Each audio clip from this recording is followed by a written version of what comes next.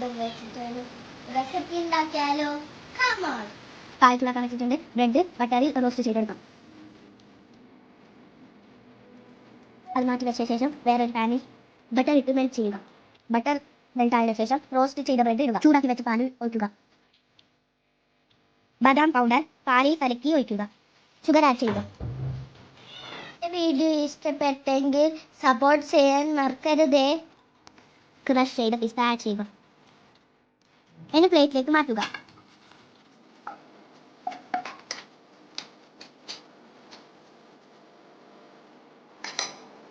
അപ്പോൾ നമ്മളതിൻ്റെ ബ്രെഡും പാലും വെച്ചിട്ടുള്ള റെസിപ്പി റെഡിയായി.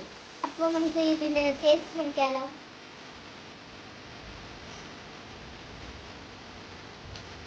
അടിപൊളിയാണ്. ഞാൻ ട്രൈ ചെയ്തു. ഇഷ്ടപ്പെട്ടെങ്കിൽ കമന്റ് ചെയ്യണേ. ലൈക്കും സബ്സ്ക്രൈബും ചെയ്യാൻ മറക്കരുതേ. ബ്രെഡ് വെച്ചിട്ടുള്ള റെസിപ്പി എല്ലാവർക്കും ഇഷ്ടപ്പെട്ടു എന്ന് വിചാരിക്കുന്നു. അടുത്ത വീഡിയോയിൽ കാണാം.